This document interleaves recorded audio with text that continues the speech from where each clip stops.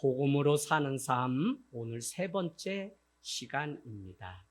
여러분에게 복음은 무엇입니까? 개인적으로 자기의 상황과 여건에 따라서 기쁜 소식, 유앙겔리온, 복음이 달리 정의될 것입니다. 그럼에도 불구하고 우리가 복음이라고 하는 이 단어는 더 고차원적인 것이라고 할 수 있는데요. 진짜 복음을 만났던 사도 바울은 빌립보서에 우리에게 뭐라고 말씀하시냐면 너희는 복음에 합당한 삶을 살라고 얘기해요.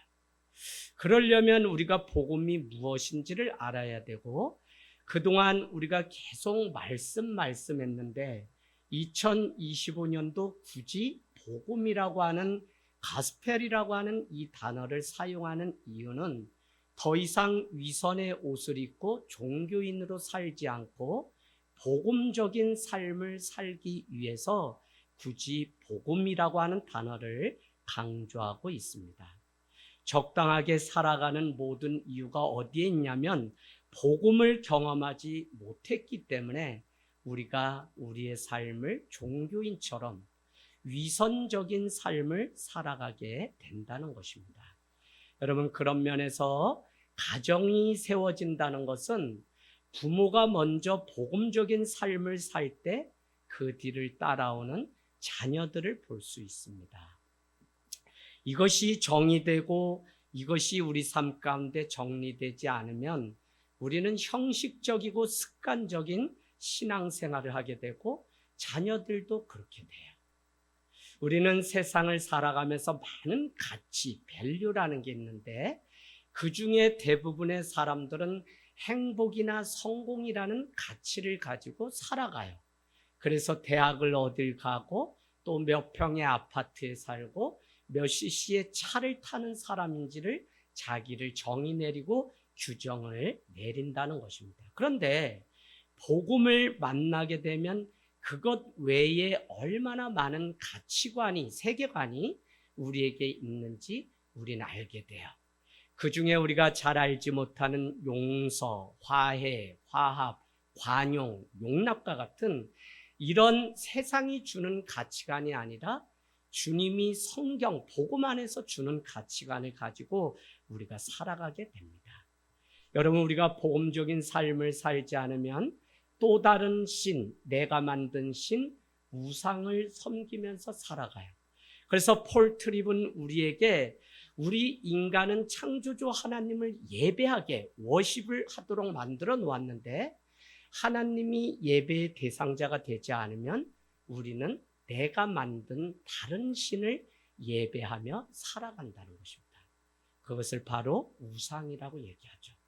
특별히 팀 켈러라고 하는 목사님은 우리가 살아가는 이 도시라고 하는 곳은 인간에게 있는 기본적인 욕구 중에 안정과 보호의 욕구가 있어서 사람들은 흩어져 개체로 살지 않고 안전을 위해 도시로 모이다 보니까 하나의 큰 도시가 형성되었는데 이 도시는 자기들을 지키기 위한 우상이 반드시 있다.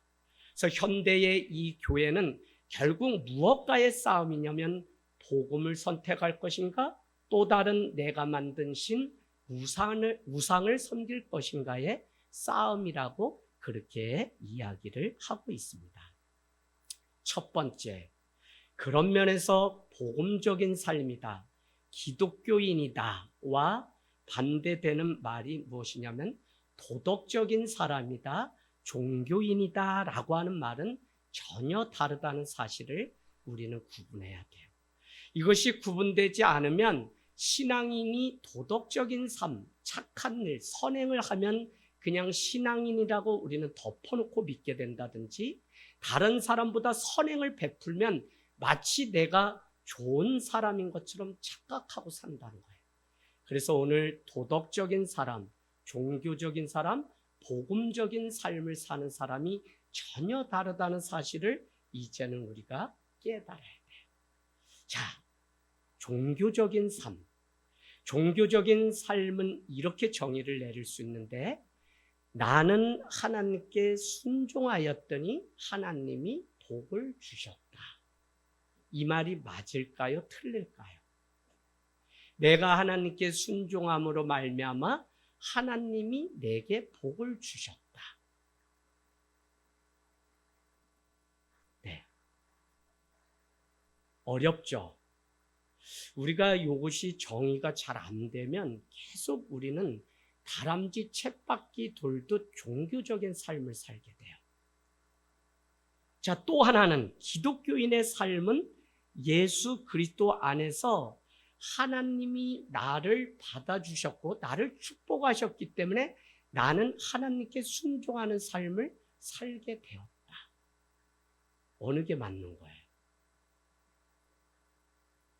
같은 말 같지만 다른 말이기 때문에 여러분께 말씀드려요. 종교적인 삶을 사는 사람이나 복음적인 삶을 사는 사람이나 똑같이 예배하고 성경을 읽고 기도하고 또 착한 선행을 베풀고 헌신하는 그런 삶을 다 가져요. 그런데 삶의 동기와 결과가 다르기 때문에 이 두 가지를 구분하지 않으면 우리는 계속 종교적인 삶을 살면서 신앙이라고 말하는 위선에 빠져 살아요. 여러분, 제가 왜 이 말씀을 드리냐면 한국 교회가 코로나가 끝났는데 우리의 실력이 다 드러나서 신뢰도와 믿는 자의 숫자가 유불선 세계의 종교 중에 가장 밑바닥이 되었다는 것은 어느 날 갑자기 거품이 빠져서 우리가 이렇게 된 것이 아니라 우리가 무엇을 믿고 무엇으로 채워진 삶을 살아가는 존재인지를 보라는 거예요. 저 역시도 이것을 깨닫기 전에는 여러분 헌금 많이 하면 30배, 60배, 100배의 축복이 있습니다.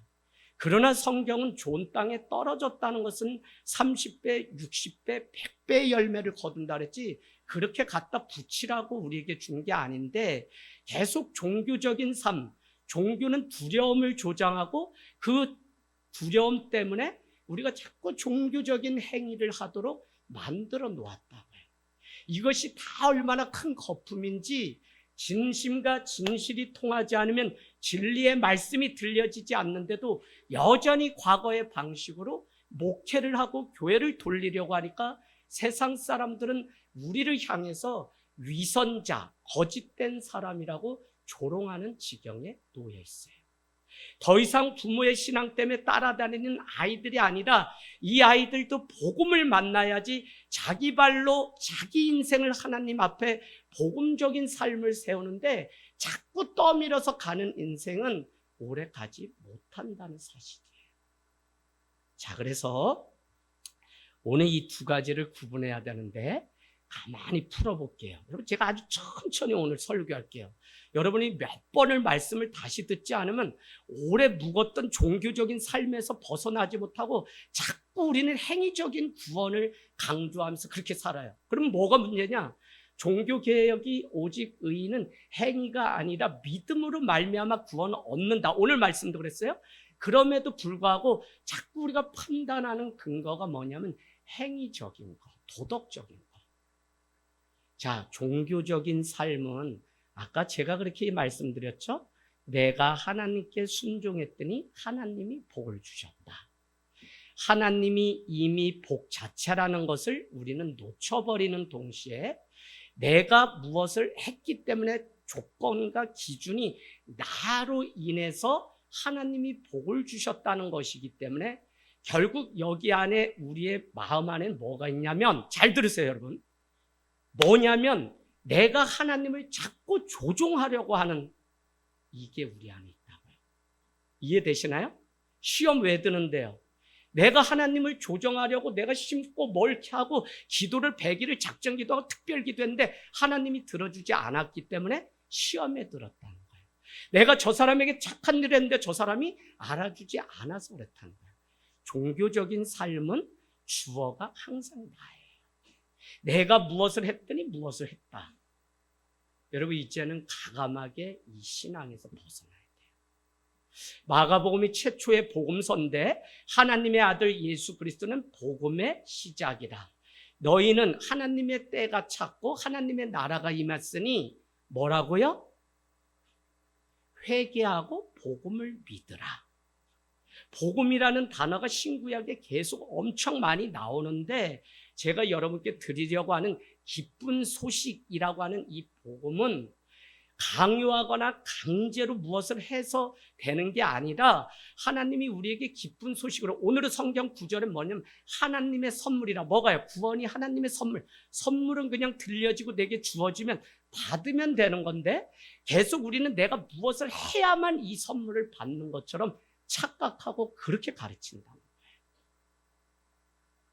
여러분의 신앙에 자꾸 균열이 일어나지 않으면, 특별히 복음 앞에 내 자신을 세우지 않으면 내가 얼마나 죄 가운데 사는지 오늘 다 드러나게 돼요. 자, 그럼 복음적인 삶은 뭐냐? 복음적인 삶은 그런 것이 아니라 하나님이 나를 위해서 아무 조건도 내가 내세울 것이 없는데 나를 구원의 수단이나 아무 천국에 들어갈 조건이나 내겐 자격이 없음에도 불구하고 하나님이 나를 사랑해 주셨기 때문에 내가 순종하지 않을 수 없다는 고백이 바로 복음적인 삶이에요. 더 정확하게 질문하면 아브라함이 믿음으로 말미암아 그 아들을 백세에 드렸다. 온전한 복음이 아니에요. 아브라함에게 그 믿음을 주신 하나님의 그 은혜로 말미암아 아브라함이 백세 얻은 아들을 드렸더니 하나님이 그것을 기쁘게 보시고 대신할 어린 양을 보게 하시고 준비하셨다가 정확한 복음이에요. 이해되시나요, 여러분? 어렵죠? 어려워요. 이해되시나요? 눈 깜빡해 보세요. 이거 이해 못하면 목사님 그냥 열심히 하면 되지 않나요? 그냥 덮어놓고 내가 예배 많이 드리고 봉사 많이 하고 헌금 많이 하면 좋은 신앙이라고 지금까지 배워서 저 그렇게 살라고 하는데 1인 10역 사역하고 이러면 되는 거 아닌가요? 그렇지가 않다는 걸 제가 말씀드리니까 하늘 땅 교회는 본질과 이 복음의 이 날개 가운데 가는 이거를 계속 붙잡고 가는 게 여러분을 종교인으로 제가 하지 않으려고. 목회자는 이렇게 애타서 아무것도 두르지 않고 막 복음 그러는데 정작 성도들은 계속 그냥 기복적인 신앙 때문에 비나이다 하면서 하나님을 방망이 가지고 있어서 그냥 두들기면 복 주시는 분으로 이렇게 전하거나 배운다면 이 복음은 아무 소용이 없어요. 자, 우리가 신앙생활하면 처음에는 다 종교적인 삶을 살아요. 그래서 열심히 그 사랑을 만나니까 막 해요. 근데 신앙이 어느 정도 되면 복음적인 삶과 종교적인 삶을 구분하셔야 돼요. 복음적인 삶을 살라고 했지 바리새인과 같이 위선 덩어리인 사두개인과 같은 그런 종교적인 삶을 살라고 하지 않았어요. 이건 회칠한 무덤이에요. 그래서 오늘 이것을 구분하는 게 너무 중요해요.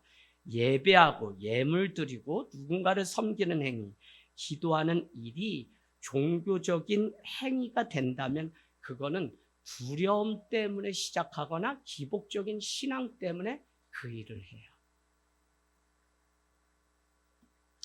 자, 그렇게 하면 예배가 형식이 되고 하나님의 은혜, 구원의 은혜가 값싼 은혜가 되고 말아요. 그래서 부모 세대가 정확하게 하나님이 말씀하시는 복음이 무엇인지를 우리가 알고 자녀를 가르쳐야지 자꾸 덮어놓고, 그래서 권사님, 장로님의 자녀들이 교회 안 나오고 없는 이유의 대표적인 특징이 바로 복음적인 삶을 살아내지 않기 때문에 그래요. 이거 우리가 다 반성해야 될 부분이에요. 부모의 종교 행위는 그대로 자녀들이 답습해서 성경책 가지고 주일이면 교회에 와서 앉아 있을 수 있는데 여전히 세상적인 가치관을 가지고 살아가고 그걸 요구한다고요. 문제의 원인이 나에게 있기 때문에 복음 앞에 내 인생의 결론을 살기 위해 세워야 되는데 그때에도 자꾸 아담이 하와를 탓하고 하와가 뱀을 탓했던 것처럼 문제의 원인을 다른 사람을 탓하는 것으로 돌리기에 급급한 우리의 삶. 요게 우리를 속게 만들어요. 그러고는 나는 이것도 하고 저것도 했기 때문에 나는 의로운 자라라고 이야기하며 산다는 거예요. 종교인으로 사는 삶의 특징은 무엇이냐면 불안이 있어요. 내가 무엇을 잘해야 하나님이 복을 주시기 때문에 나라고 하는 존재는 늘 불안한 존재이기 때문에 내가 어느 기준에 완벽하게 실수 없이 할 수 없기 때문에 늘 그것을 구원을 위해서 불안해서 쫓아다녀요. 제가 예수를 믿고 20번을 일주일에 예배를 드렸어요. 부모님 반대하고 절간 드나들며 누이 셋 땀에 태어난 저에게는 하나님의 사랑이 얼마나 큰지 학교 수업을 안 가면 안 갔지 교회에서 가자는 예배는 다 참여했어요. 3년 동안을 시골 종갓집에 받아들인데 안 갔어요. 그런데도 하나님의 사랑이 얼마나 큰지, 그런데도 제 안에 찾아오는 그 두려움이 뭐냐면 이렇게 하면 구원을 받을 수 있나? 왜? 어려서 본 어머니는 정한 수를 떠놓고 정해진 시간에 매일 비나이다. 쌀밥 밥을 하면 첫 그릇을 떠나서 매일, 그래서 우리 집안에 애군이 없게 해달라고 부적이나 많은 것들을 지붕에다가 그냥 돈을 갖다 바치고 우리 자녀들 이름을 쓰는 거를 제가 보았기 때문에 그거에 못 미치는 나의 이 삶이 구원받을 수 있을까 하는 두려움이 늘 있었다고요. 자, 두렵게 되면은 구원의 확신이 없게 되고 그 특징은 판단하기 시작해요. 아담과 하와가 선악과를 먹지 말라고 했음에도 불구하고 죄를 지니까 선과 악의 기준을 자기가 가지고 와서 이게 선하다, 악하다 판단하기 시작해요.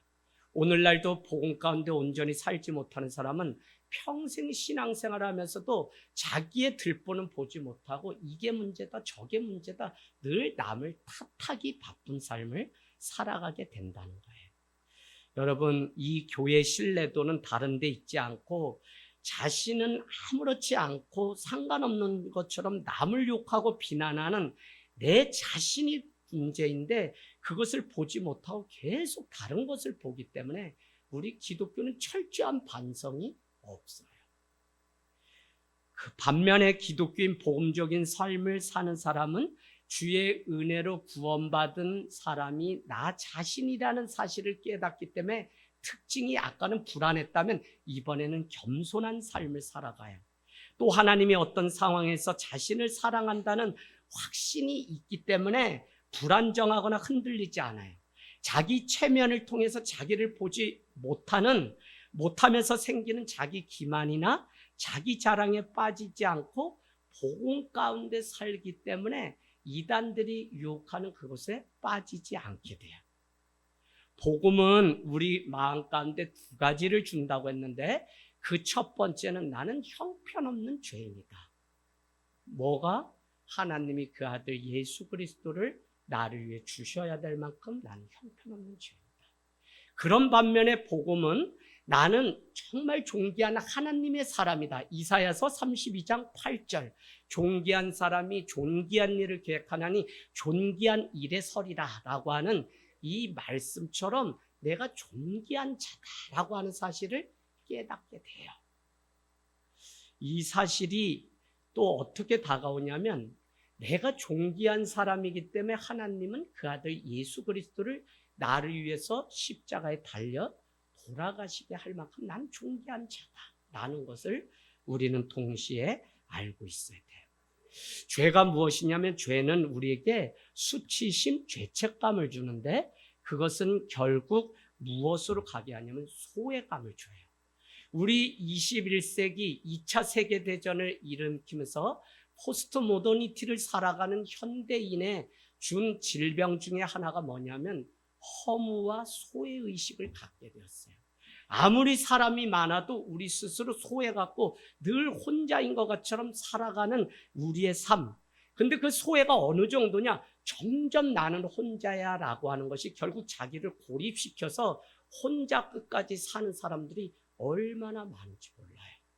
이게 다 무슨 문제냐면 아담과 하와로부터 시작된 죄가 이렇게 만들었어. 그러니까 복음이 우리에게 와서 너는 죄인인데 너는 의인인데 한마디로 이야기하면 너는 사랑 많은 죄인이다 라고 하는 사랑 많이 받은 죄인이라고 하는 이 중요한 명제가 복음 가운데 들려지면 우리는 확신 가운데 우리가 살아가는 은혜가 있다고요.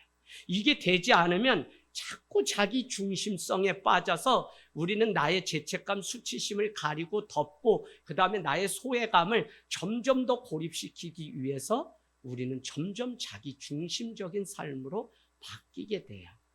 그래서 타인의 삶에 관심이 없게 되고 공동체와 무관한 삶을 살게 돼요. 그래서 여러분, 자기식의 사랑, 자기 방법, 자기 연민에 빠져서 자기 과신에 또 빠지기도 하고 하는 이런 많이 있는 이런 것들은 결국 자기 중심성의 한 요소예요.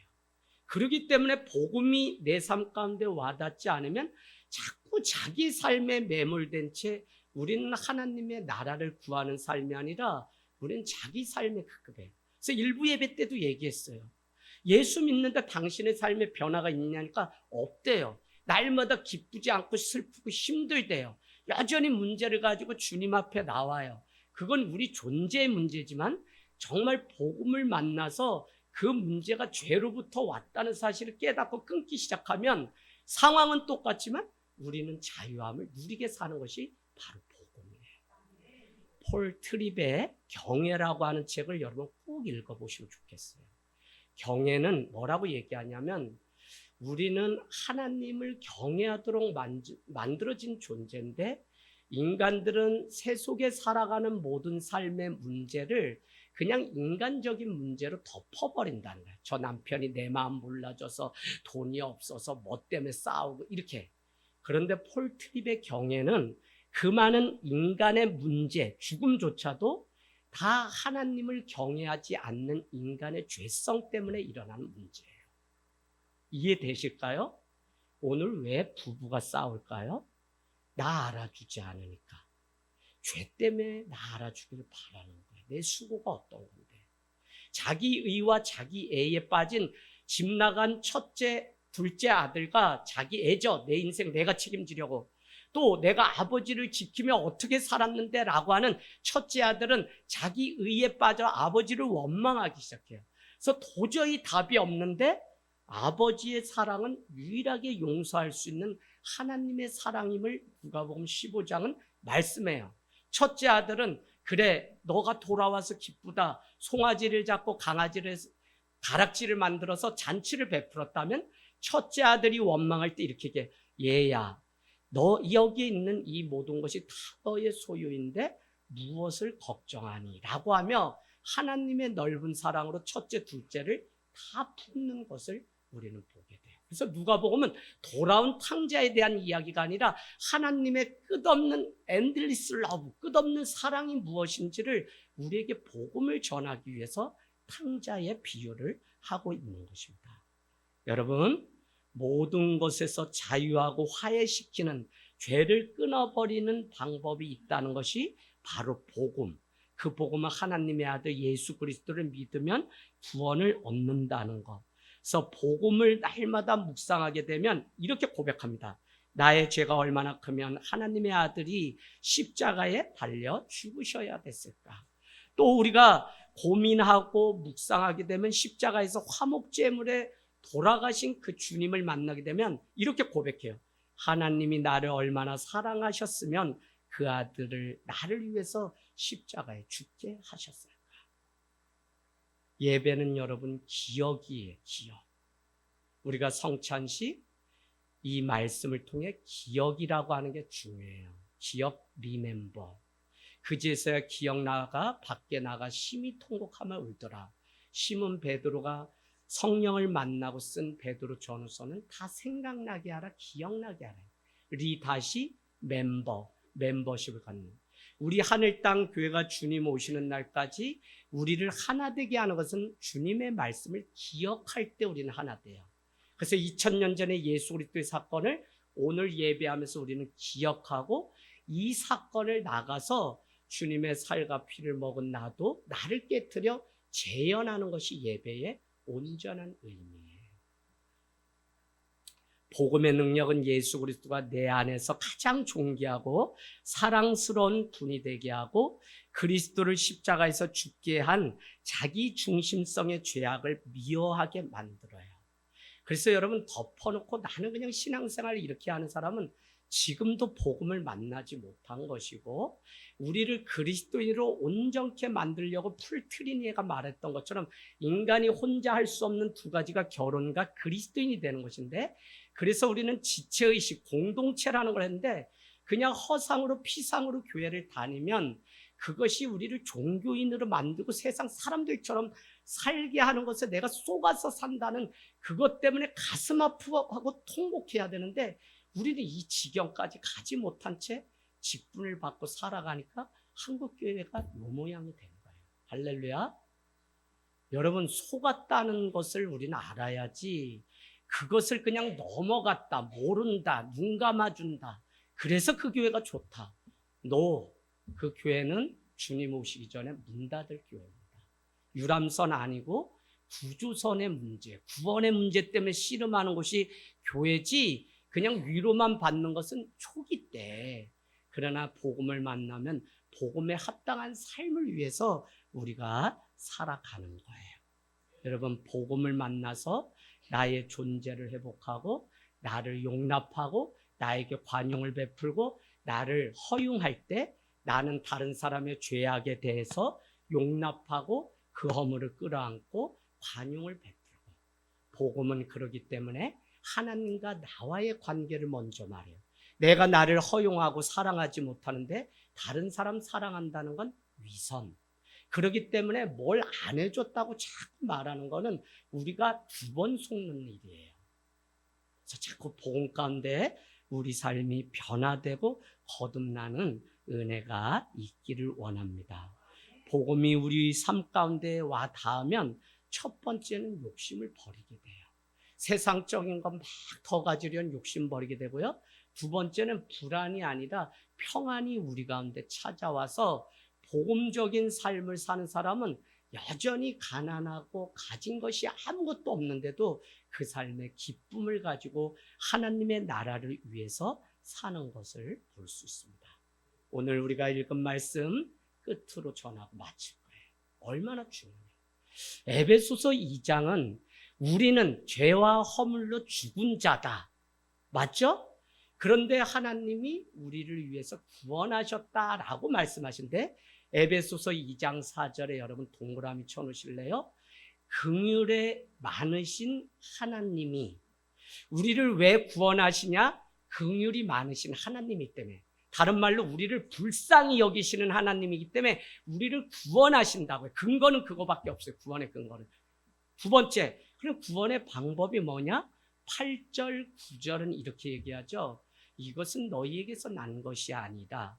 너희가 전혀 자랑치 못하게 하려고 오직 하나님의 은혜로 믿음으로 말미암아 구원을 얻었느니라. 뭐예요? 우리의 노력 공로가 아니라 하나님의 은혜로 구원받았다고요. 이해되시죠? 방법이에요. 세 번째, 그리고 왜 구원해졌냐? 2장 10절은 하나님의 일을 행하려고, 그게 더 정확히 말씀하면 우리를 구원하심으로 예수 그리스도의 영광을 세상 가운데 드러내게 하려고 교회로 부르시고 우리를 구원하시고 성도 삼아주셨다는 이 사실을 깨달을 때 세상에 사는 그 삶의 찌든 무게가 무거운 게 아니라 하나님이 주실 영광의 무게가 더 크다는 사실을, 이 비밀을 알 때 우리는 주님을 온전히 쫓아가며 살 수 있어요. 그래서 여러분, 성도로 살아가는 이게 얼마나 위대한 하나님의 놀라운 일인지. 서영아, 너 이거 무슨 얘기인지 아니 지금? 알아야 돼. 15년 그냥 교회 가방 들고 다니면 안 되고, 너를 구원하시고 하나님이 자녀 삼아줘.